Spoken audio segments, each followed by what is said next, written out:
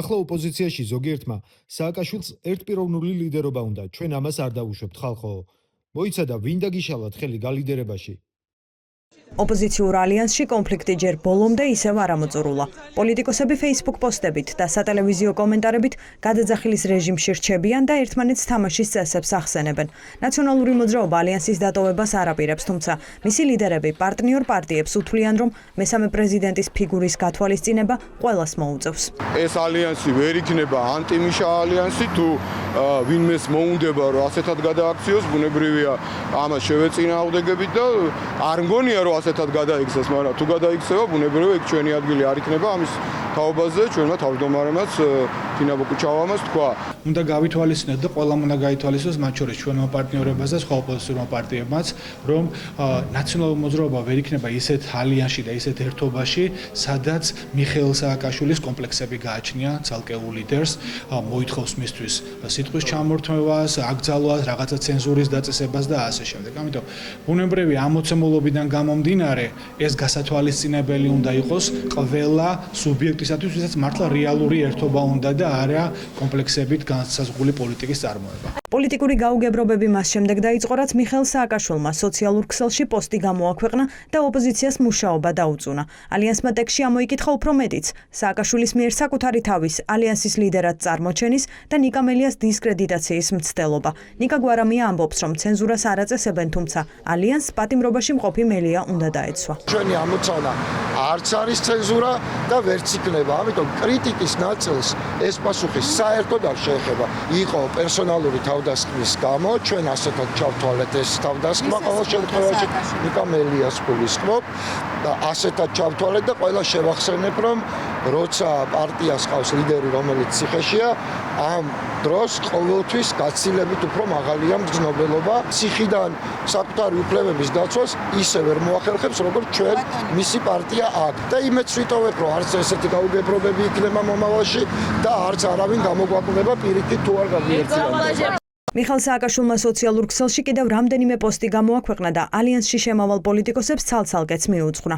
ასევე თქვა, რომ არც დემარშს აპირებს და არც საკუთარ თავს შეზღუდავს აზრის გამოხატვაში. სულ ბოლოს გამოქვეყნებულ წერილში მესამე პრეზიდენტი წერს, რომ პრობლემა არა მასში, არამედ დანარჩენ პოლიტიკოსებშია, რომლებმაც ლიდერობა ვერ შეძლეს. სააკაშვილს ახსენებენ, რომ ალიანსი თანაბარწონიანი პარტიების გაერთიანებაა. მიდგომა გახდა პრობლემა, რომ ვიღაც ჩვენ შორის შეიძლება წესებზე მაღლა დადგეს, მაგრამ მე მგონი ალიანსმა ძალიან კარგად ჩააბარა ეს გამოცდა და მშვენივრად მიუთითა ყველას, რომ არ არსებობს ჩვენ შორის არც ერთი, რომელიც წესებზე მაღლა დადგება. ახლა თუ ვინმეს ამ წესების მიღება არ უნდა, ამ წესების მიღებაც ნებაყოფლობითი იყო, როცა შემოვიდნენ და ხელი მოაწერეს ამ წესებს, ამ წესებიდან გასვლაც ნებაყოფლობითია, მაგრამ მე როგორც ხვდები, არ უნდა სააკაშვილს რომ იზოლაციაში დარჩეს, რჩება ალიანსში და მოუწევს წესებზე დამორჩილება. სხვანაირად ხო სულ იზოლაციაში იქნება, იმიტომ რომ ჩვენ წესების დარღვევაზე სულ ვირეალიტი. მე მესმის, რომ ჩვეულება რჯულზე უმტკიცესია, მაგრამ ყველას მოუწევს შეგუება იმასთან, რომ აქ ეს არის დემოკრატიულ ძალთა ერთობა, აქ ყველანი ვართ თანასწორი და ჩვენს წონას განსაზღვრავს ჩვენი ამორჩეველი თავისუფალ არჩევნებში. არადა ალიანსს უახლოეს პერიოდში დიდი სამუშაო აქვს. 26 მაისს ოპოზიციურმა გაერთიანებამ მასშტაბური საპროტესტო შეკრება დაანონსა. მალე რეგიონებში სამობილიზაციო კამპანია უნდა დაიწყონ. ალიანსის წევრები ამბობენ, რომ გაუგებრობებს წესების დაცვა დაასრულებს. ნიკა გვარამია მარცის დამალა, რომ ეს დაპირისპირება საარჩევნო პერიოდს რომ დამთხოვოდა, ახლა ნაციონალური მოძრაობა ალიანსს მიღმა იქნებოდა. ისეთი ტიპის გაუგებრობები, როგორც მაგალითად ეხლა მოხდა, წინასაარჩევნო პერიოდში იქნებოდა სრული წინასაარჩევნო კოლაფსი. ამიტომაც მოვერიდეთ ამ საკითხს, იმიტომ რომ ამის გამოცდილება არ არსებობდა. ალიანსის პარკლებში შეიძლება ცდილობები იყოს, იმიტომ რომ ეს არ არის ფორმალურად ერთიანი სტრუქტურა და არჩევნებზე ეს ვერ იმოქმედებს. არჩევნების ვითარებაში რაღაცა ხელახლა დაწყება პირველად ამ ტიპის გაერთიანებების, აი ასეთ შედეგებამდე მიგვიყვანდა სწორედ. ეს დაძაბულობები, ეს სირთულეები პირიქით უფრო აძლიერებს ჩემი აზრით ამ ერთობას და უფრო აძლიერებს ამ ალიანსს, იმიტომ რომ უფრო მეტ გამოცდილებას ეხებთ, უფრო უკეთიცი რა გააკეთო, რა არ გააკეთო და ისე როგორც ახლა დაავადების შემდეგ იმუნიტეტი ძლიერდება, შენ შემთხვევაში მე მგონი რომ ეს იმუნიტეტი ჩვენი აქ უფრო გაძლიერებულია. ამ უთანხმოებებზე აქტიურად საუბრობენ ქართულ ოცნებაში. ბიძინა ივანიშვილის პარტია დაპირისპირებას სიტუაციის შესაბამისად იყენებს.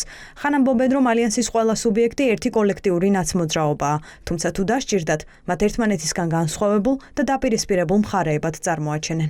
რომ ამოცანა არ შეცვლილა, ყველას ერთი ამოცანა აქვს და მითითებაც ერთი აქვს, რომ ერთად იყვნენ გაერთიანებული და დაანახონ საზოგადოებას, რომ თითქოს და აქ არსებობს რაღაც ასთა სხვადასხვაობა და დემოკრატია და პლურალიზმი. ვიდრე გარეთ მოაწყობა რევოლუცია შიგნით დალაგდნენ. ვერ ლაგდებიან ხო ხედავთ რა. ერთმანეთს ისე ამკობენ, როგორც აქამდე ამკობდნენ, ზოგჯერ უარესად. თვითონ ვერ გარკვეულან შიგნით რა უნდათ.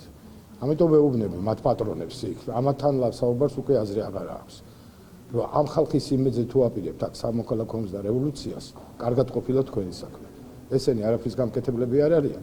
გარდა კისერის მოტეხებსა თუ ამ ნაბიჯებს გადადგამენ. მიუხედავად გაუგებრობებისა, ალიანსის წევრები საგარეო მიმართულებით ერთობლივად მუშაობენ. დღეს დიდი ბრიტანეთის ელჩს შეხვდნენ და ამ შეხვედრას ნაციონალური მოძრაობაც ესწრებოდა.